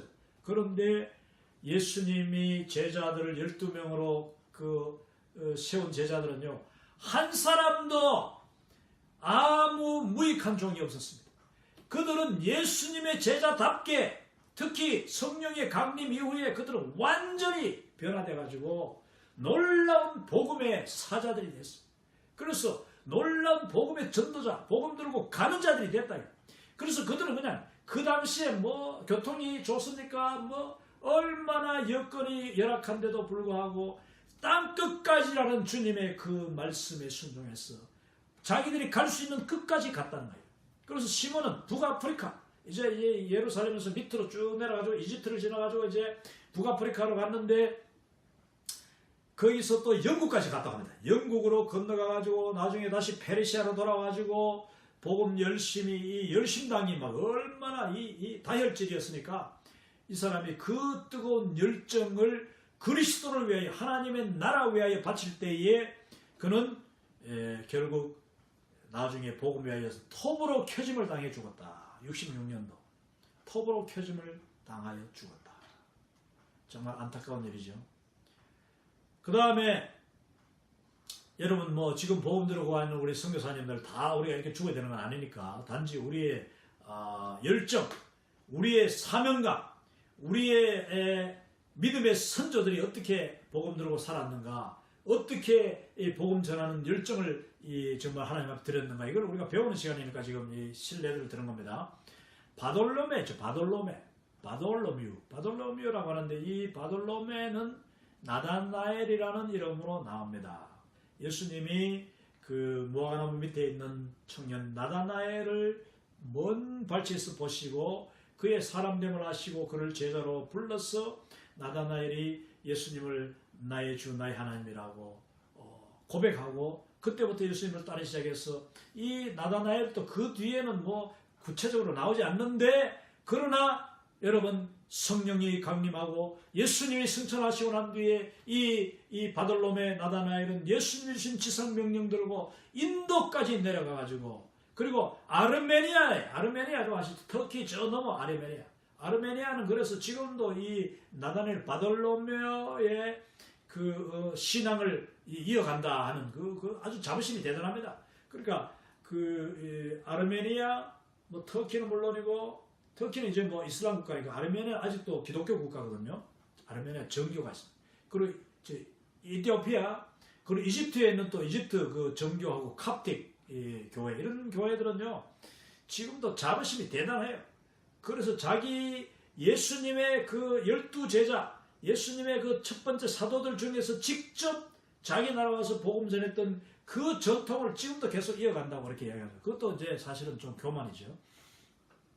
아무튼 바돌롬의 나다나엘은 아르메니아 전도를 하고 죽을 때 살가죽이 벗겨 죽었다. 얼마나 안타까운 일인지 모릅니다.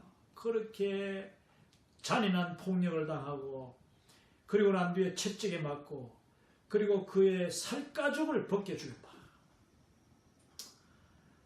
뭐 중국 그 소설 중에서 중국 소설 그리고 중국 영화 중에 붉은 수수밭이라는 그 영화를 보면은 그 소설 책을 보면은요 거기에 이제 막 사람 공산주의자들이 가죽을 벗겨 죽이는 장면이 나오는데 참 얼마나 잔인한지 복음 위에서 이렇게 죽었다고 합니다. 마태는 세리 마태죠. 세리는 마태복음을 쓴 분인데 태국이 나옵니다. 여기 태국 한 두 번 나오더라고요. 그 사도들 중에서 태국까지 인도하고 태국도 거리가 먼데 태국으로 또 내려가는 분이 있다 하더라고요. 그 태국이라는 왕국이 굉장히 오래된 왕조거든요. 그래서 태국과 이디오피아에 가서 복음을 전했다. 그리고 60년 에티오피아에서 역시 미늘창에 의해서 순교를 당했다고 마태에 대한 역사가 나옵니다. 마띠아는 여러분 그 가룟유다 대신에 뽑힌 그 맞다이디아인데 이 마띠아는 가룟유다 대신에 뽑힌 그 보선된 그 제자죠. 충원된 사도인데 이 마띠아는 그러면 정말 많은 초대교회 사람들 중에서 그 12명의 제자의 숫자에 다시 사도들 수에 들어갔던 마지막 숫자로 추가됐던 그 놀라운 하나님의 영광, 그 특권, 그 축복을 이 사람은 어떻게 갚았느냐. 그는 터키를 지나서 또 갑바도기아 전도하고 소아시아를 복음 들고 다니다가 돌팔매질을 당하고 돌에 맞아도 죽지 않으니까 나중에 그 지역의 악한 자들이 그냥 칼로서 목을 잘라 죽였다. 마띠아 그렇게 복음 들고 가다가 죽임당했습니다. 알페오의 아들 야고보, 아까 다데오서 나온데 그 다데오의 이제 다른 형제죠. 야고보. 이건 작은 야고보 이렇게 이제 그 야고보가 두 사람이니까 작은 야고보인데 이거는 이분은 시리아와 이집트를 전도하고 복음 들고 가다가 돌에 맞고 역시 토백해져서 죽임을 당했다. 토백해져. 이 알페오의 아들 야고보는 톱으로 사람을 캐는데 그 나무 틀에다가 사람을 그냥 꽁꽁 묶고 움직이지 못하고 위에서부터 톱으로 사람을 절반을 잘랐다.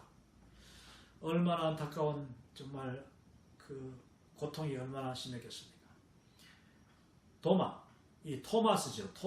의심 많던 도마. 예수님의 허리에 손을 넣어보지 않고는 내가 믿지 않겠다 했던 그분이 부활하신 예수님을 직접 만나는 그 순간부터 그는 철저하게 주를 위해 살기로 헌신하고 그리고 성령의 충만을 받아서 그가 역시 태국과 인도에서 전도하고 또 인도 전역을 다니면서 전도하다가 인도의 코르만델이라는 곳에서 창에 찔리고 결국 거의 목숨이 끊어지지 않는 그를 불에다가 던져가지고 화형을 당해 죽었다고 합니다. 그래서 인도는 지금도 인도에는 이 도마를 기념하는 교회가 너무 많고 인도의 기독교에는 실제로 그 토마스가 인도에 복음을 전했다는 것을 분명히 믿습니다. 그래서 인도의 그리스도인들이 특별히 그 전통적인 교회가 그 이야기를 많이 합니다. 전통을 이야기 많이 하죠. 그 다음에 사도 바울, 우리가 잘 아는 사도 바울, 알다시피 안디옥부터 해가지고 소아시아와 유럽과 로마에까지 복음 전하고 결국 로마에서 역시 그 네로 황제 그 당시에 베드로가 65년 정도 돌아가셨는데 바울도 역시 66년.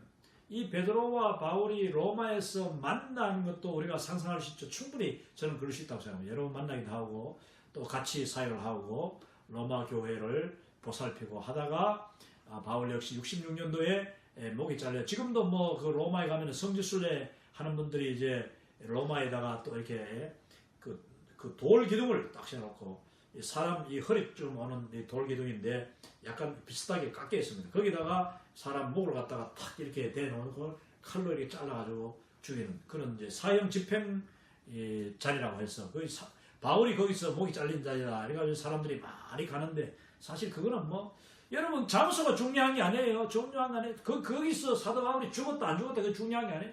근데 꼭 이상하게 천주교 이런 사람들은 그런 자리를 신성시하고 무슨 뭐 이번에도 이 파리에 있는 노틀담 사원 노틀담 성당이 불이 탔어요.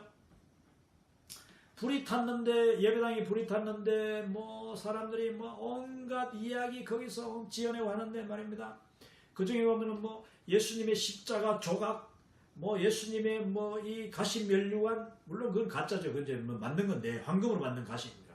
그 가시 면류관을 얼마나 비싸게 만들어 가지고 그걸 모셔놓고, 그러면 그 가시 면류관, 황금으로 만든 면류관, 예수님이 쓰셨던 것은 전혀 상관이 없는데 정말 험하고 잔인한 그 가시를 예수님은 눌러 쓰고 온 얼굴에 피로 범벅이 됐는데, 그 가시관하고 이 가시관이 무슨 상관이 있어?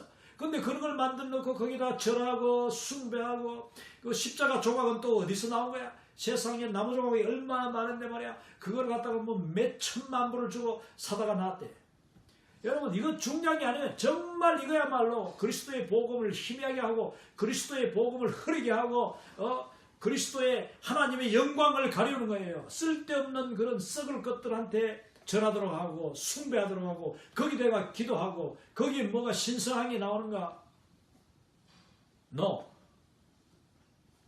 아무튼 사도 바울은 로마에서 목이 잘려 죽임을 당했는데 그 장소는 중요하지 않다는 겁니다. 중요한 것은 사도 바울이 복음 위하여 로마까지 가고 또 가고 갔다가 결국은 그 죽음의 순교의 자리에까지 갔다.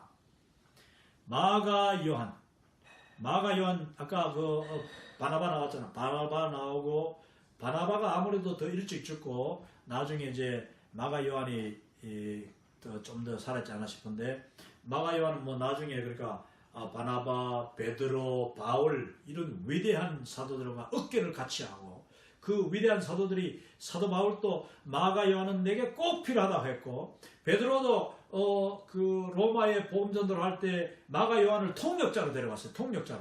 통역자면서 나이 차이가 많다니까 또 이제 어시스턴트로, 헬퍼, 도와주는 그런 그 부목사로 데려가다는 거거든요. 그러니까 마가 요한은요, 이 이중 국적자예요. 이 자기 아버지가 마르쿠스, 이름이 마르쿠스니까 아버지가 이 로마 계통이야. 라틴 사람이죠. 그리고 이제 요하누스는 이거는 히브리어예요. 그러니까 엄마는 히브리 엄마고 아버지는 로마 사람이다 보니까 마가 요한은 아주 말들을 헬라어, 아람어, 유다 히브리어, 그리고 저기 로마 라틴어까지 다 했다. 그래서 마가 요한이 정말 요긴하게 쓰임받은 사람이었고, 또 이분이 또 알고 보면 글도 굉장히 아는 사람. 왜냐? 마가 요한이 썼는 그 마가복음을 보면은요, 마가복음이 얼마나 간결한지 몰라. 사복음서 중에 가장 짧잖아요. 가장 짧으면서도 굉장히 다이나믹하게 그 마가가 이게 성경을 기술했는데 아주 핵심 부분만 탁탁탁탁 하면서 그것도 아주 그냥 연결이 얼마나 잘 되어 있는지, 이걸 보면은 마가 요한은 아주 지혜로운 청년이고 배운 청년이고, 또 거기다가 성령 충만까지 나중에 받아가지고 거기다 뭐 실패를 딛고 겸손과 훈련을 받아가지고 얼마나 위대한 인물이 되었는지 모릅니다. 그게 바로 바나바가 그렇게 만든 것이죠. 그런데 이 마가 요한은 그 은혜를 눈물로써 못 갚을 줄 알아서 몸을 들이고 자기의 젊음을 들이다가 알렉산드리아, 리비아, 그리고 아프리카, 이집트 북쪽 있죠. 거기서 뭐 오늘날 그 북아프리카 지역을 쭉 가면서 복음을 전하다가, 특히 알렉산드리아가 이제 이집트 중에서도 가장 그 이집트의 문명 가운데 가장 핵심이 알렉산드리아입니다. 카이로보다도 알렉산드리아가 더 대단하거든요. 근데 그 알렉산드리아의 어마어마한 교회가, 초대교회가 형성이 됩니다. 왜냐? 알렉산드리아 조금 지나면 이제 구레네가 나오잖아요. 구레네는 바로 누굽니까? 구레네 시몬이라는 사람, 예수님의 십자가를 대신 졌던 사람이 왔던 데가 바로 구레네인데, 거기에 다 디아스포라 유대인들이 벌써 가 있었어요.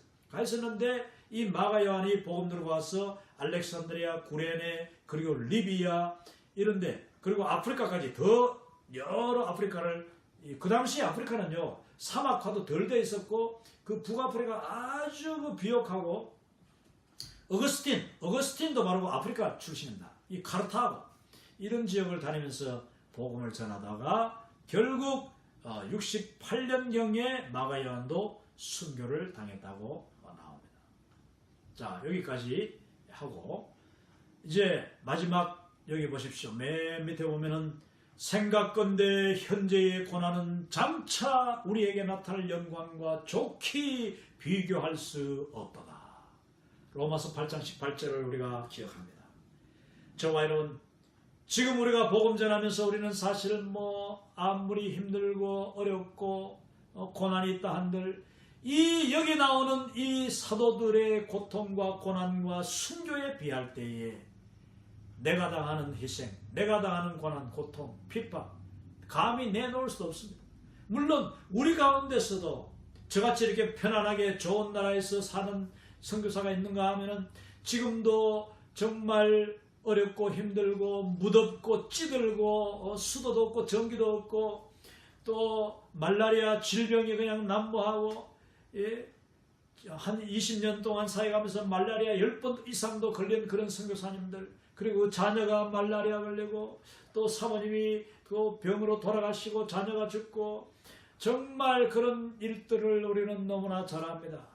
지금도 많은 성도들, 많은 주의 종들, 선교사들이 선교 현장에서 고난당하고 핍박당하고 순교당하고 순교는 아니더라도 여전히 정말 그곳에 가지 않았다면 희생하지 않았을 그 희생을 당하는 경우가 얼마나 많습니까? 그러나 우리가 한 가지 정말 중요한 소망이 있는 것은 생각건대 현재의 고난은 장차 우리에게 나타날 영광과 좋게 비교할 수 없도다.